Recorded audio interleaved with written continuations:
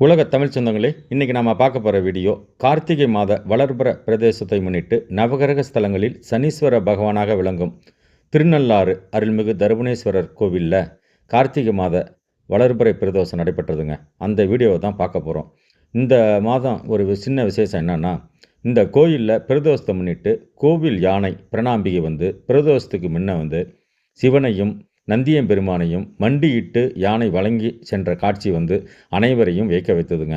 இது மாதந்தோறும் நடைபெற்ற ஒரு நிகழ்வாக இருந்தாலும் இந்த வீடியோவை வந்து நம்ம பகிர்ந்துக்கிறதுல ரொம்ப மகிழ்ச்சி அடைகிறோம். வாங்க தொடர்ந்து வீடியோவை பார்ப்போம். தொடர்ந்து ஆதரவு தரும் உலக தமிழ் சொந்தங்களுக்கு நன்றிகள் பல.